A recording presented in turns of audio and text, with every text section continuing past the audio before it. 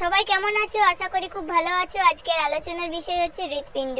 আজ আমরা হৃৎপিণ্ডের দ্বিতীয় পাঠ আলোচনা করছি। চলো ক্লাসটা শুরু করা যাক। প্রথম প্রশ্ন, হৃৎপিণ্ড কি? উত্তর হবে সংবহন তন্ত্রের কেন্দ্রীয় রক্ত সংগ্রহকারী, রক্ত সরবরাহকারী ও রক্তচাপ সৃষ্টিকারী যন্ত্রকে হৃৎপিণ্ড বলে। পরের প্রশ্ন, হৃৎপিণ্ডের কাজ কি? উত্তর হয়ে যাবে রক্তচাপ সৃষ্টির মাধ্যমে রক্ত সরবরাহ ঠিক রাখাই হৃদযন্ত্রের কাজ। পরের প্রশ্ন, 3 নম্বর প্রশ্ন, রক্তচাপ কি? উত্তর হবে রক্ত প্রবাহকালীন রক্তনালীর ওপর যে চাপের সৃষ্টি হয় তাকে রক্তচাপ বলে। পরের প্রশ্ন, অলিন্দ কি? হৃৎপিণ্ডের যে প্রকোষ্ঠে দেহের বিভিন্ন অংশ থেকে আগত রক্ত সংগৃহীত হয় তাকে অলিন্দ বলে। পরের প্রশ্ন, নিলয় কি? উত্তরটা হয়ে যাবে হৃৎপিণ্ডের যে প্রকোষ্ঠ থেকে রক্ত শরীরের বিভিন্ন স্থানে ছড়িয়ে পড়ে তাকে নিলয় বলে।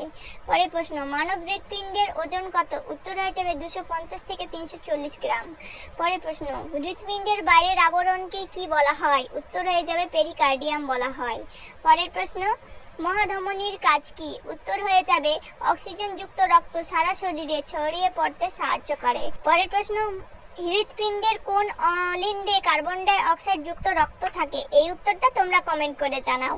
পরের প্রশ্ন, কোন পেশি হৃৎপিণ্ডকে সংকুচিত প্রসারিত হতে সাহায্য করে? উত্তর হবে মায়োকার্ডিয়াম। পরের প্রশ্ন, হৃৎপিণ্ডের পেসমেকার বলা হয়। এসএ নোডকে মানুষের হৃৎপিণ্ডের পেসমেকার বলা হয়। পরের প্রশ্ন, 12 নম্বর প্রশ্ন, মাছের হৃৎপিণ্ড কয়টি প্রকোষ্ঠ বিশিষ্ট? উত্তর হবে 2টি প্রকোষ্ঠ বিশিষ্ট, অলিন্দ ও নিলয় থাকে। পরের প্রশ্ন, রক্তের রং লাল হয় কেন? রক্তে হিমোগ্লোবিন থাকার জন্য রক্ত লাল হয়। পরের প্রশ্ন, কেঁচোর রক্তে হিমোগ্লোবিন কোথায় থাকে? উত্তর হবে রক্তরসে থাকে। পরের প্রশ্ন, 1 মিনিটে হৃদস্পন্দন কতবার হয়? উত্তর হবে 72 বার হয়। আজকের ভিডিও এখানে শেষ করলাম। দেখা হচ্ছে নেক্সট ভিডিওতে। Thank you for watching.